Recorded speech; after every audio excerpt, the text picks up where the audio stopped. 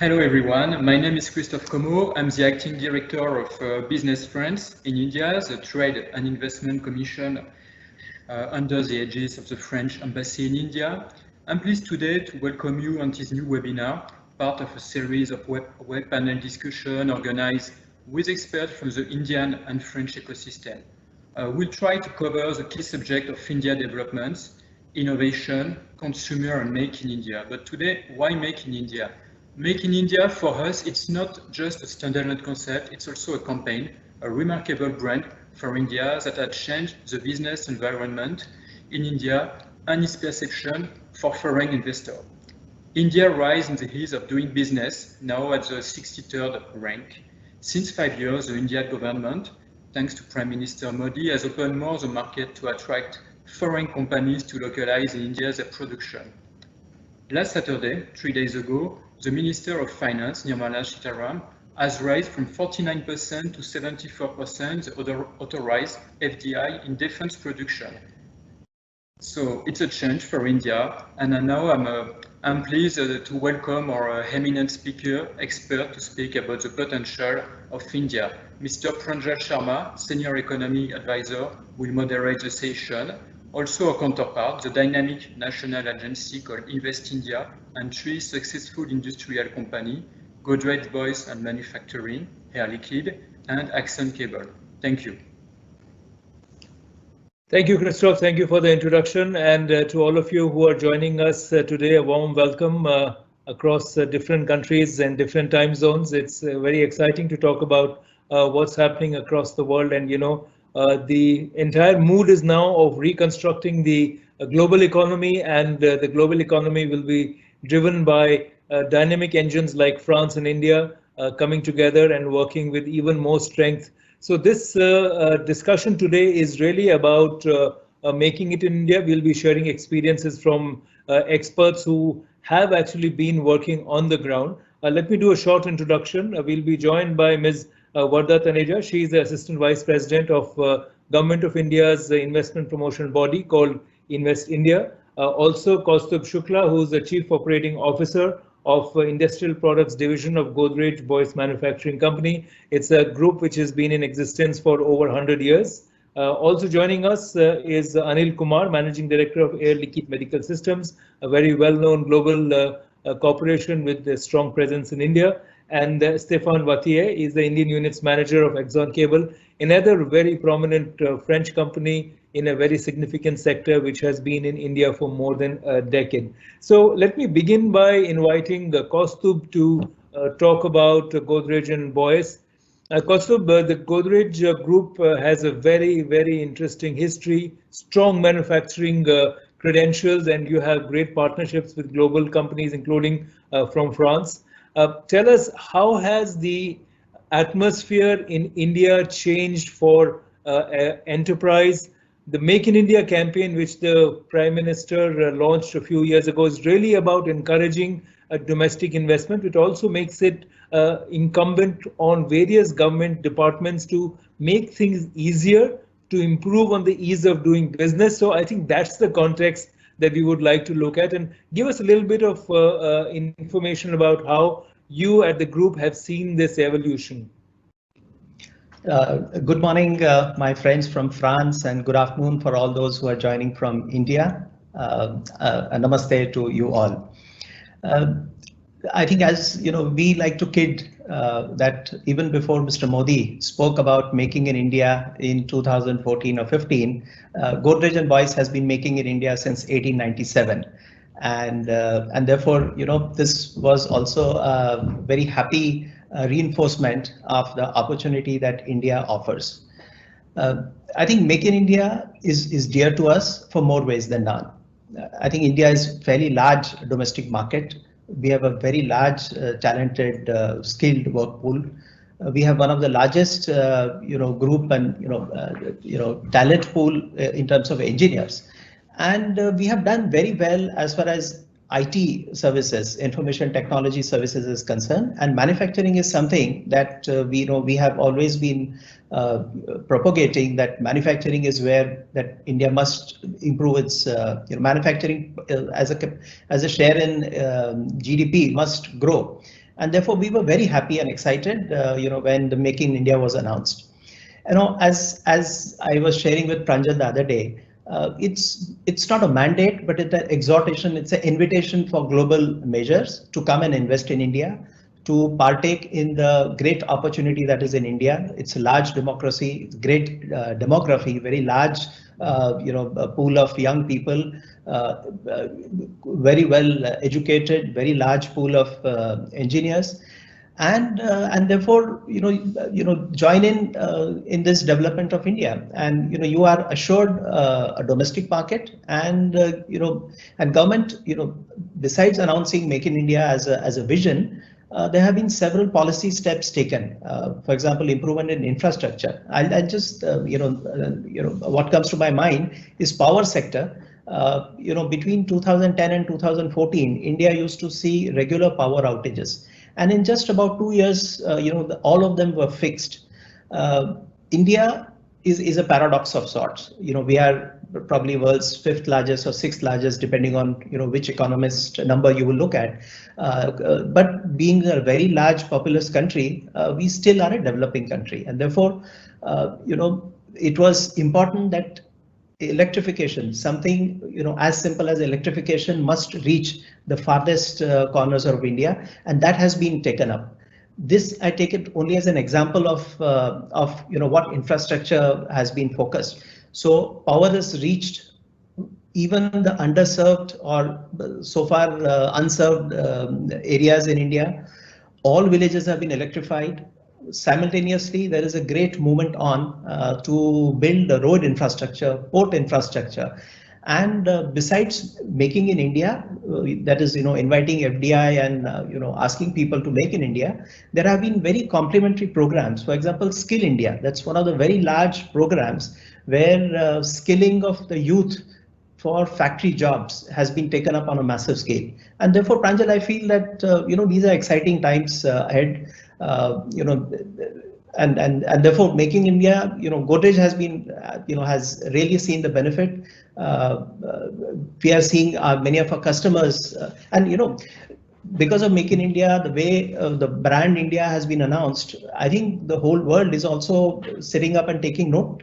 And we have seen our associations with foreign measures also coming up, and we are increasingly become part of supply chain, even in sophisticated businesses like aviation and defense and so on and so forth. Thank you, Kaustubh. I'll bring in Anil here from Air Liquide. Anil, your company also has a very strong connection with the manufacturing sector in India, and the fact is that it's not, of course, one recognizes that doing business in India is not easy. It is still not a fully mature economy to that extent, but what is welcomed by a lot of people is the fact that there is a strong effort to improve things and to make a difference in terms of the licensing regimes and the approval processes. In your view, Anil, what has been the experience of Air Liquide? Thank you. So Pranjal, this is a very good question asked by you, and a lot of people thinking after Prime Minister Modi has announced that Make in India and how it is successful or not successful, a lot of debate has already done. Okay, but I can start from, we started here manufacturing in 2008, and that in the healthcare sector, the 80% we import. Okay, and the belief of making good quality of product in India is still doubtful. So we started in 2008, and if you see the majority of imported health equipment due to the custom duty and all, it is on a higher side, the cost wise. So what will happen, being a equipment, the majority of the corporate hospital or the premium hospital used to purchase those equipment, but our mass population are there in 2-tier and 3-tier market, and demand is more.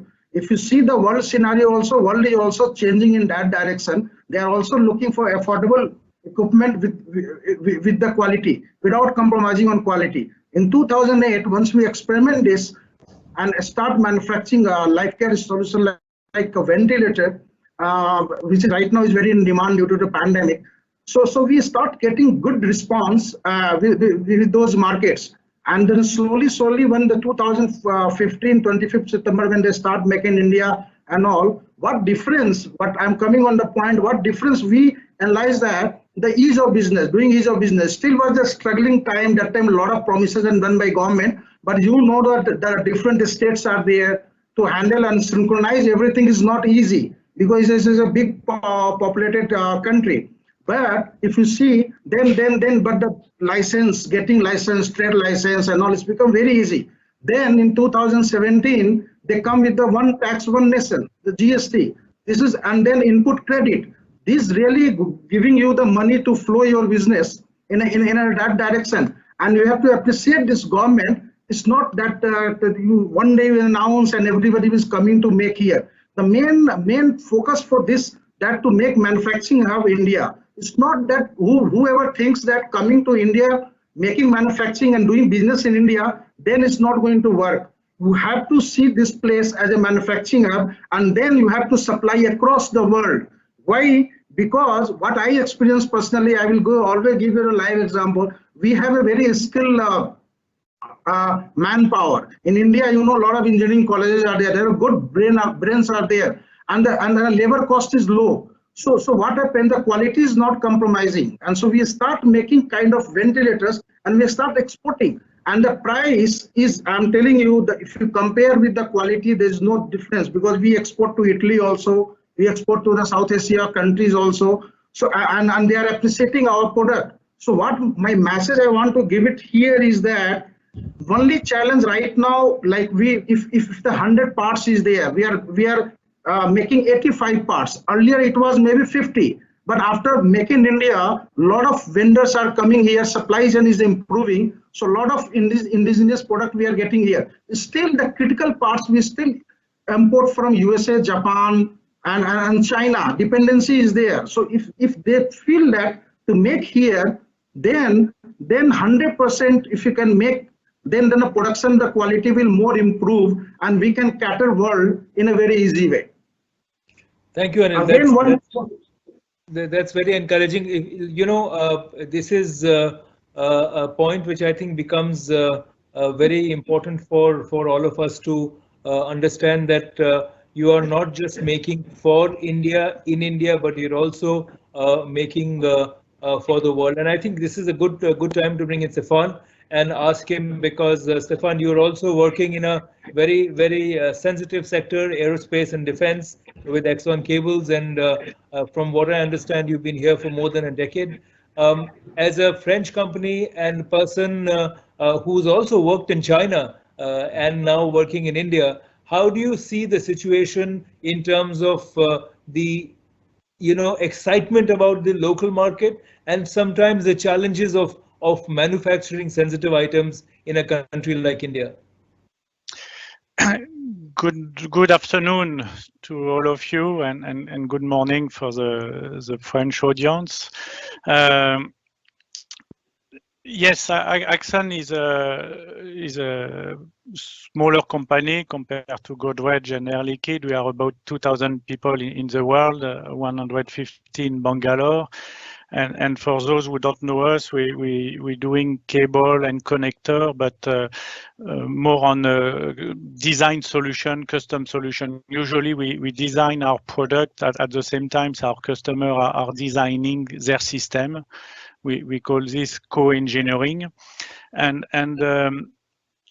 when we take the history of Axon, when Axon came to a country, it was to be local and to support the local requirement. So effectively, like it was indicated by Godrej a few minutes ago, even if Mr. Modi announced the Make in India in 2014, as Godrej, we came much before in India to do this kind of Make in India. We started to explore the India in 2004. We created our first subsidiary in 2009, and for the defense market, we opened a joint venture in 2010, especially for the offset activities. Actually, the point to come in India, it's for us, it's very large markets, large opportunities. is a technical market. We observe that the requirement in India is for the best technologies, actually.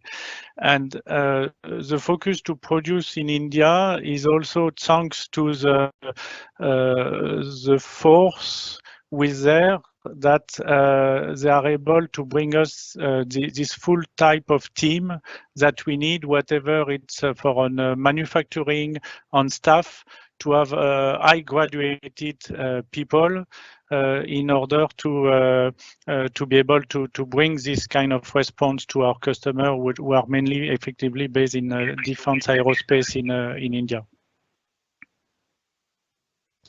Thank you, Christophe. You know, it's a very interesting panel that we have because you know, we have you, Christophe, which is representing the defense and aerospace sector.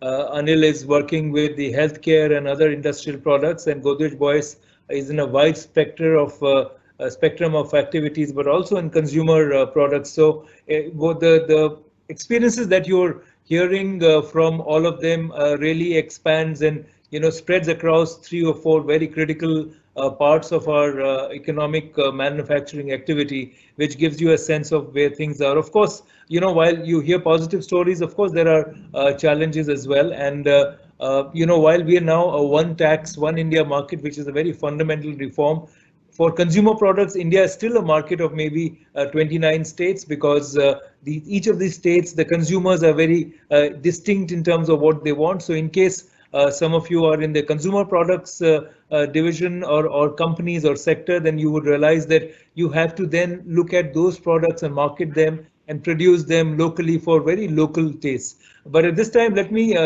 welcome and introduce Vardha Taneja from Invest India. Vardha, thank you for joining us. I know you are joining us on audio, but let us get your thoughts. You know, Invest India has been doing a lot of work in telling the India story to the world, but we've also seen in the last few days a strong message by the government of India to say that despite COVID, the economic reform agenda will continue. Can you give us a summary of the most important changes which have happened in the last few days, which should be very relevant for potential and current investors? Thank you, Pranjal. First, I just want to check, am I audible? Yes, we can hear you. Okay, perfect, great. Yes, thank you for the introduction. It's actually a pleasure to hear from the other people on the panel how positively they are viewing India and how they've seen this change come about. Because I've been working with the Invest India team as you know, the operationalizing arm of the Make in India campaign for the past 5 years, and I have seen the change come about myself. In fact, a lot of the policies and incentive schemes that have been introduced following the Make in India campaign, it has been noticed that almost 50% of the FDI, which has come into the country since April 2000, has actually come in just the last 5 years. Like 50% of the FDI. So clearly, you know, the entire force of the campaign, the visibility of the campaign, the push to kind of have indigenous manufacturing, encourage foreign firms to come up, set up operations over here, transfer technology, partner with Indian firms. The entire red carpet, you know, that has been laid out for them is clearly reflecting in the numbers that we see statistically. You know, we see how India has grown to become you know, the top 3 greenfield FDI destinations in the world. You know, policies have been put into place for enhancing supply, consumption, you know, improving the efficiency and delivery of public goods and services. Significant measures have been launched in rooting out corruption, shrinking the black economy, expanding the tax base, supporting entrepreneurship, and of course, a lot of ease of doing business. You know, we can even talk about the cutting down of the corporate tax rates and introduction of GST, FDI liberalization, you know, IPR policies, etc. And, you know, the list goes on. However, some of the, you know, most focal, you know, points that we can focus on out of the finance minister's announcements in the past few days would be firstly the focus on indigenous manufacturing and increased localization of manufacturing to promote the local industry, to promote foreign companies to increase their local manufacturing content, so that, especially given the fact that, we face such unprecedented circumstances this time, right? Like everybody's global supply chains were severely disrupted because of a global pandemic. At Invest India, we do believe that now going forward, there would be a move for a lot of people to move, closer to their OEM suppliers, localize production a lot more. And I think the FM's announcements are a lot in line with that. So already, incentive packages have been announced for manufacturing in API products, other pharmaceutical products. There's production-linked incentive schemes for electronics, which has been announced. And it is expected, as per her announcement, that in the coming few months, in the near future, to promote Make in India in a bigger way, other line ministries would also be introducing such manufacturing incentives for their sectors. A big push was also seen for defense with the increase in the FDI limit to 74% for FDI, which is great, especially for such a sensitive sector. It clearly shows the inclination and the intention of the government to keep their focus on attracting and retaining the foreign direct investment, even though it is expected that there would be a shrinkage of almost 30 to 40% of FDI globally in the world. India still is vying for and wishing to get as much chunk of this as possible to keep its economy up and running and going, even with the global pandemic and the challenging times that lie ahead. That's good, Vardha. I want to ask you a simple question. There is also a very clear effort by the government to now persuade, global investors to de-risk themselves by looking at India as an investment destination, because the, complete focus on China as a manufacturing destination. I think globally there's a realization that every company needs to have more than one location. You can't put all your investment opportunities in one regional location. So is there a strong policy and actions which are being taken both at the national level and the regional and state level to encourage investors to move from other locations in China into India? Yes, Pranjal. In fact, there is a very concerted effort in this direction which is taking place at the center and at the state levels. So at the central level, there has been a study that has been conducted across geographies and across firms to see where India can kind of leverage their manufacturing prowess and, lure firms who have manufacturing base and other competing geographies to come and set up in India. And the work in that direction is going on. Subsector-wise identification has been worked out. In fact, land banks have been identified across states, whether they are plug-and-play infrastructure land parcels or other greenfield non-developed land parcels for different industries across the country. Further than that, the FM also announced the setting up of dedicated investment desks, not only at the center but also at the state level. And Invest India has been working very closely with the state investment promotion agencies in the form of series of webinars, calls, a lot of research that we've been doing jointly to kind of close in on these names, touch base with the companies, at least, kickstarting those conversations to see what is it that they're really looking for and what is the best that we can give them. Thanks, Vardha. Stay with us. I'm going to come to the other panelists and take a reaction from them on a couple of thoughts. But also, I think it'll be important to underline the fact that, India is a very strong digital market as well. So some of the latest numbers which have been published by the industry association show that more than 500 million people are connected to the internet. And what is very fascinating that in this year, for the first time, the rural internet connections have exceeded the urban internet connections, which means that there is a tremendous capacity and a market and a potential for online services, e-commerce and related activities, because the Indian consumer was very quick to adopt to digital markets, but I think in the post-COVID situation, the adoption rate has even been higher. But I'd like to bring in Kaustubh over here. Kaustubh, in your view, you work in the consumer space as well, but as a company which really understands what's happening in India, what is the suggestions that you would have which can make life even better for entrepreneurs? What are the 2 or 3 things apart from what has been done that needs to be done, perhaps at the state level, perhaps at the local level, perhaps at the national level? Yeah, so one thing that the industry has been asking for is some sort of a charter, in the sense, I think somebody alluded to the number of permissions that are required to start a project. And so, before that, let me give a preamble. In the sense, today we see the ease of doing business much better than what it was some time back. But are we at an optimal and a happy level? It is not so. And this is where I think that industry bodies and sort of all businesses must continuously communicate with the government. And here the good part is the government is willing to listen, because I think even when one hears that if the companies were to move out of China, would India be an attractive opportunity? Well, there are other competing countries, and nobody in India is blind to the fact. So therefore, we still may have a lot of issues on hand. I think there is a willingness to adapt and change and improve. So, in terms of this, I think so some sort of charters, in the sense, if you have sort of posted for a permission and there has to be a certain time limit by which it should be considered granted, unless they come back with. So these are the things that have begun to happen at some levels.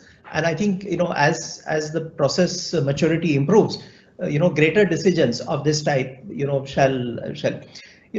I would say that even the Indian bureaucracy, and I'm not only talking about the top deck, but everybody right down to the lowest level officer, I think they are also experiencing this transformation. So, the new way of working, the digital way of working, they're not accustomed to, and they have not done it before. So probably it's taking time, and from the customers, so to say, point of view, we would expect the government to have been faster. But the pace may have been slower, but it is definitely there, and that's the positive point. So, to your question as to what would we expect, I think we expect this graph of improvement to continue and to become rapidly. The government must communicate more and more with industry bodies, and must help overcome the bottlenecks that are affecting the economic growth, and whatever is leading to wastage in terms of time and managerial hours, and those are the things that need to be gotten rid of. Thank you. I'd like to come to Anil. Anil, if I can come to you and ask you about the Air Liquide experience in terms of two fronts. One, how difficult has it been for you, or how easy has it been for you to penetrate the market, because you have to compete in the with various other players, and if you have to, so is it a open market? Do you see it as a fair market? Do you see challenges? And you mentioned about manufacturing, but has it been difficult for you to find the right vendors to give you the high quality components that you require? Yeah, so it's a good question actually. It's a common problem I think every manufacturer is facing right now. So if you ask me regarding that, what was your first question, Pranjal?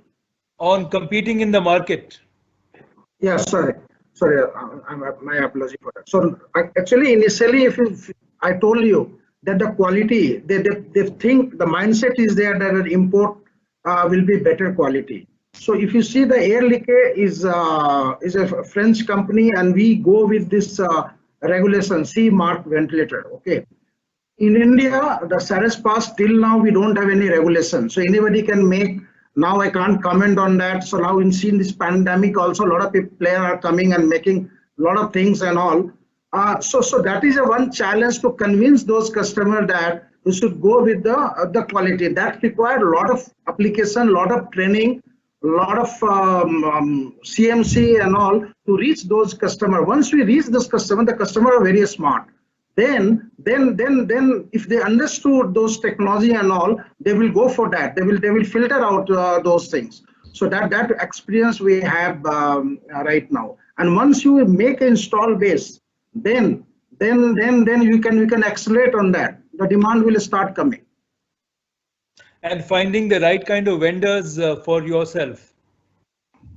So finding vendors still is a challenge, because I told you a lot of people has to come, because the critical components still we are dependent on our side, because when we have tried here, the accuracy is not there.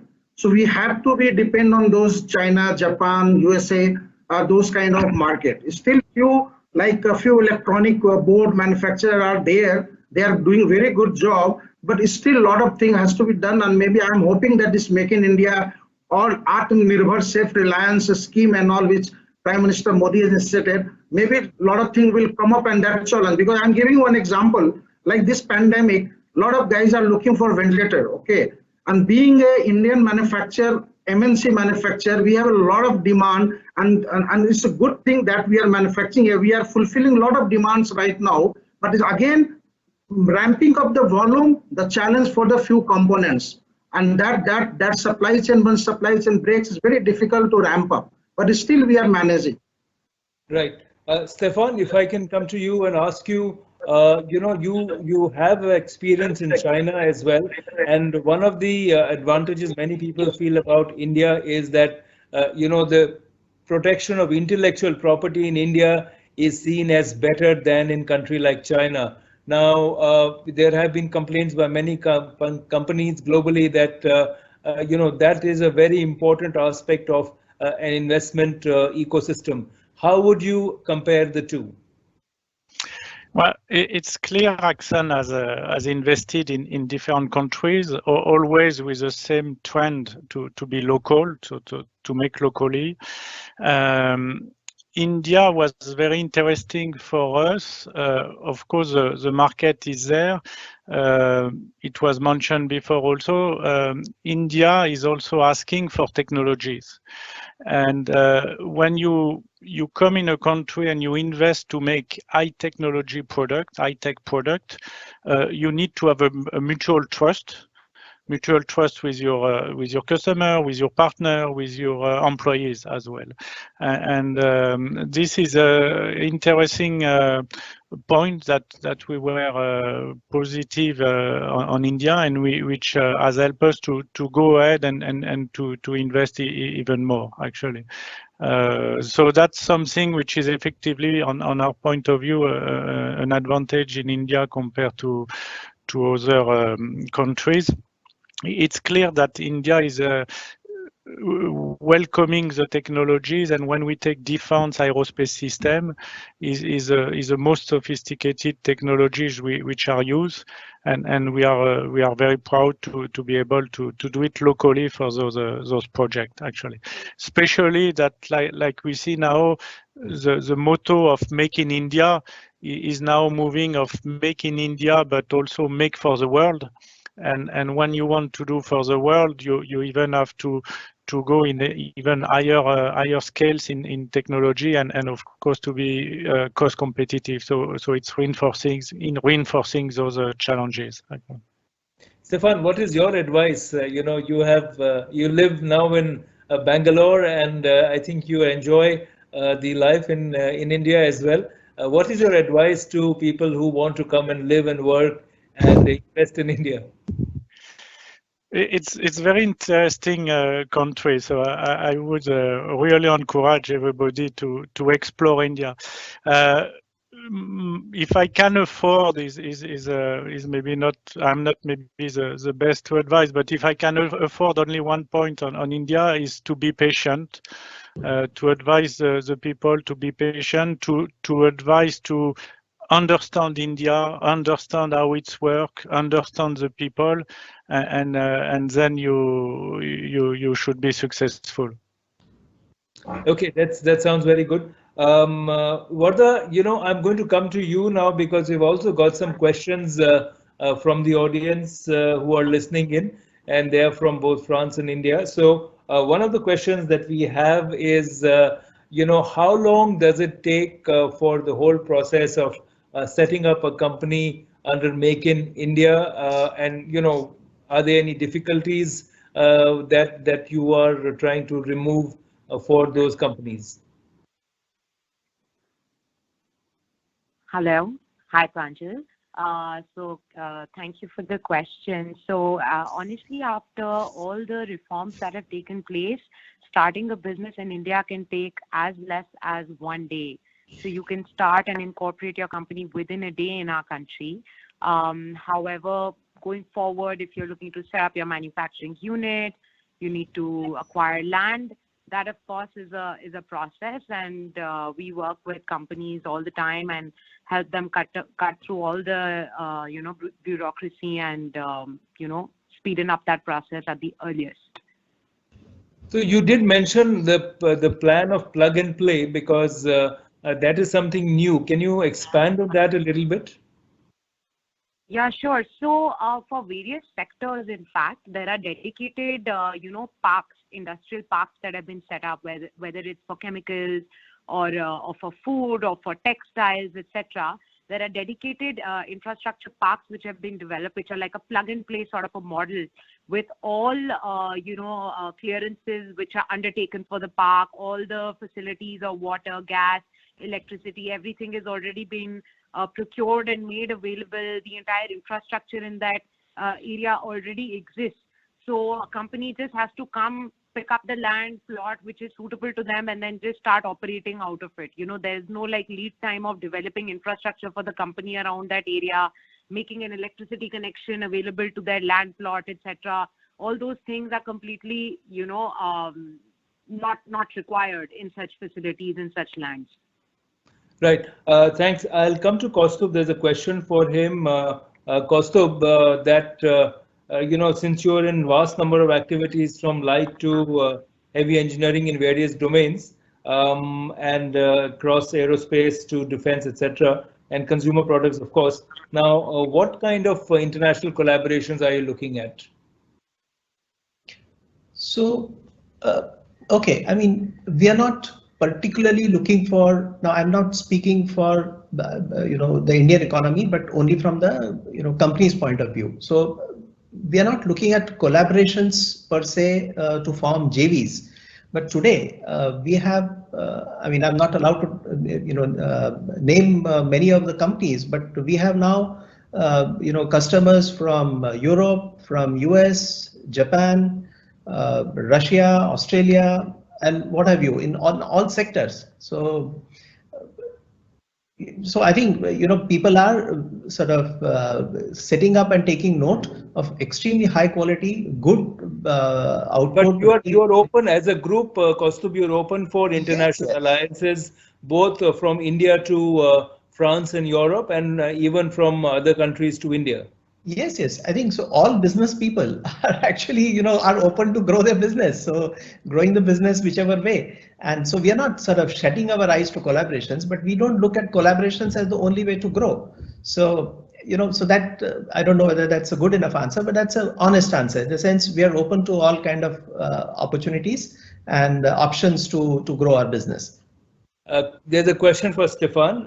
Stefan, there is a question which says that should French companies only look at India for manufacturing, or you think even in the services and maybe agriculture is good enough? Not sure, because I'm not probably the best person to answer this point. India is for sure very, very wide and growing very fast in many domains, actually. So the opportunities are would be there for various industries. We are one example. Even if I take, for example, we are in defense aerospace, but we are also in other fields.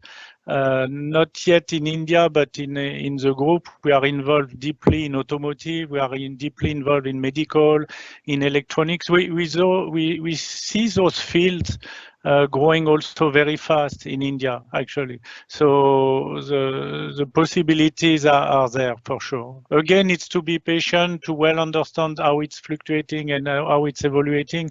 But I'm sure the possibilities are there.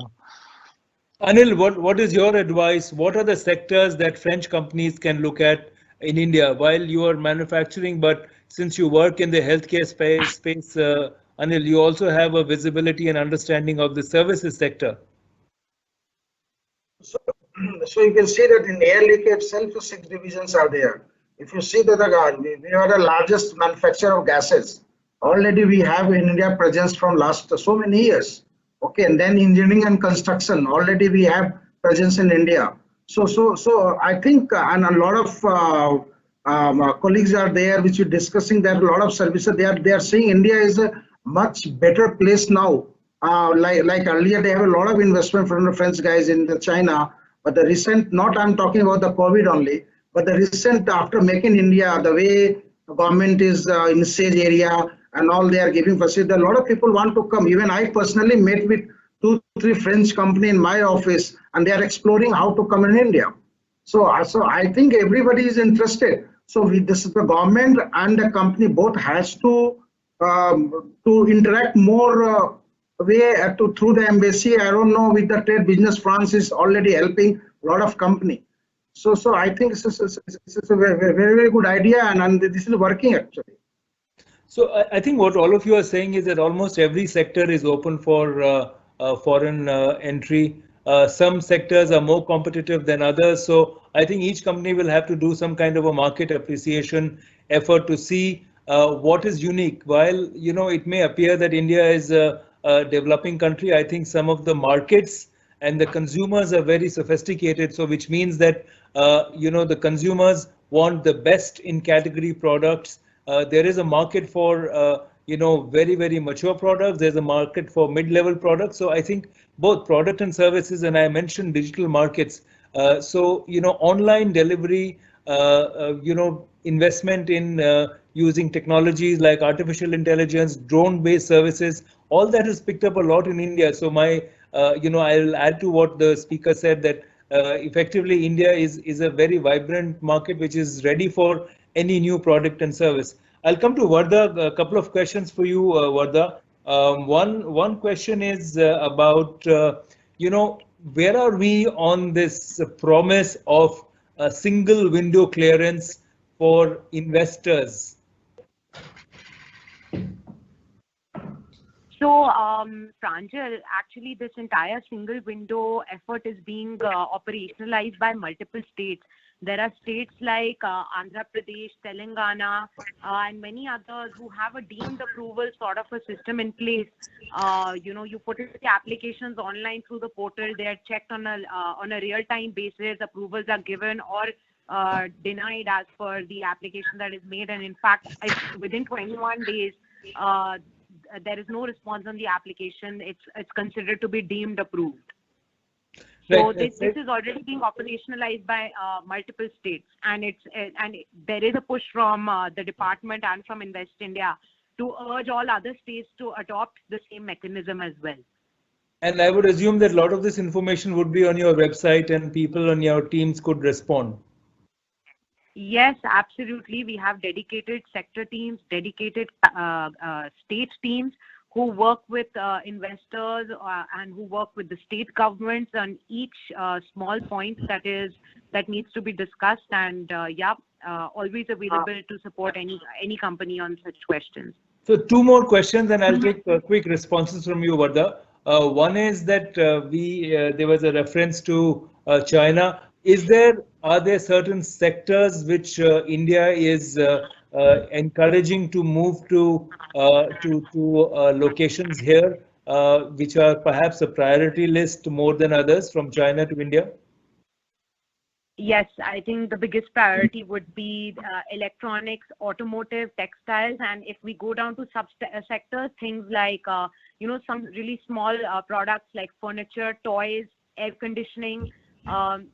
If we really break it down, these are some of the very focused sectors that the government is looking at. And you mentioned pharmaceuticals earlier. And yes, of course, pharmaceutical products as well. So one more question. Medical devices. Right. One more question is about the fact, and there is a perception that most of the core infrastructure sector is dominated by public sector companies in India, government-owned companies in India, which the potential investors feel is not a good sign because it does not leave space for private enterprises to enter the same market. What would your response be?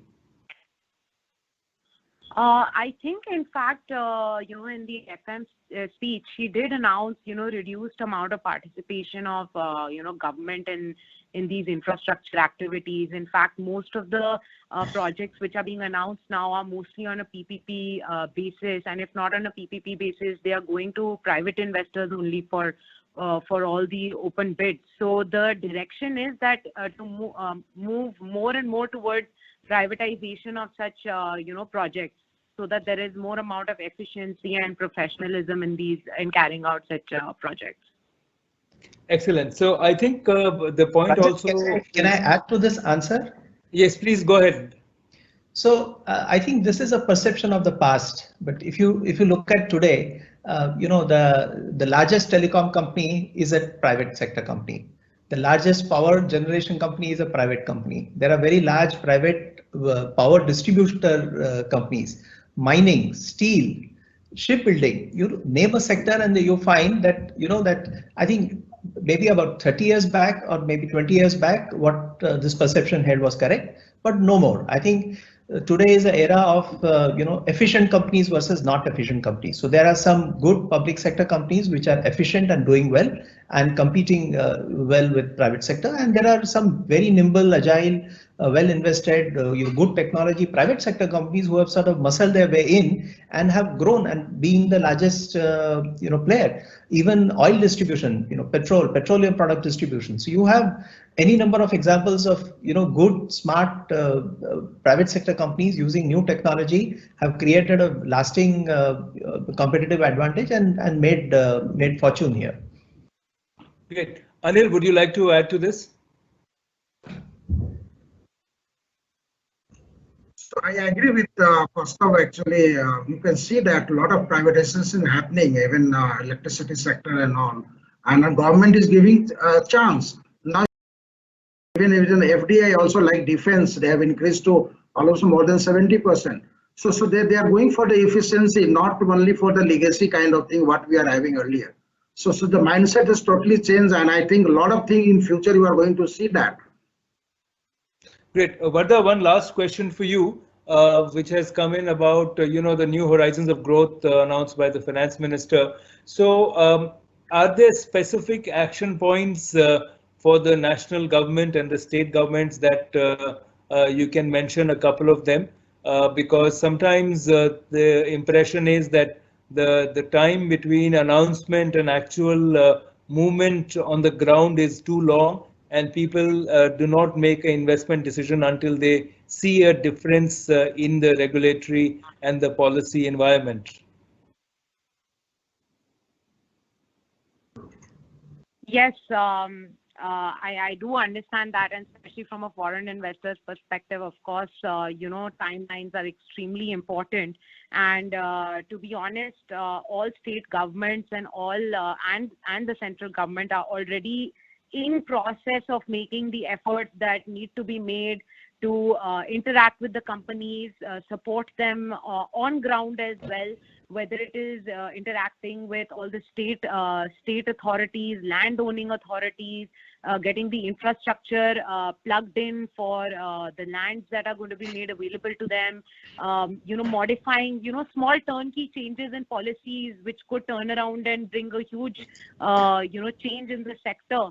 These kind of things are already being looked at on ground. Policies are being looked at and being fine-combed to see what kind of changes can be made so that more investment can be pulled in and the private sector can be encouraged to invest. So on ground, these things are already operationalized. Thank you. And I'm going to come to the last to Stefan and ask him for the final question. Your point, Stefan, about patience was very well received by everybody. But I think the question is that what kind of patience, how much of patience, because sometimes investors are not very patient. They want a quick return on investment. They might enjoy living in India, but they sometimes have an expectation which is difficult to meet. So again, how should everybody look at patients, and is there something very, very positive that will come out of the patients? You know, I have the chance to be in a company as Axan with a patrimonial company. So it's to have a long-term view. So when the policy of the company is already on long term, when you invest in a country where you have to be there for long term, it's matching well. The advantage of the long-term view, yes, it can have disadvantage on the short-term return of the investment, but you create relation and you create a partnership, and it's really what is making successful. This is really our approach in India, where we did the same also in other countries and in France for sure, but it's very well matching with the Indian culture actually, so yes, you have the disadvantage of time is there to get some payback, but when you start to get it, it should be for a long term as well. Thank you so much for that very, very optimistic answer. And I'd like to thank all of you for participating and sharing your experiences. There are many more questions that we have received from people who are interested both in France and India. But perhaps you could email those questions to Business France, and they'll be happy to connect you and answer as much as possible. But with that, let me again thank you, and I hope that you will find India more and more exciting as time goes by. Thank you for joining us. Thank you, esteemed panelists, session moderator, and audience for being a part of today's rich discussion. Like Mr. Sharma said, yes, we have noted all the questions that have come our way. However, we have not been able to take them up due to time constraints. We'll get back to you individually. In case you do have more questions, feel free to write to our email that you see on your screen now. Thank you for participating. Have a nice day. Stay safe, everybody.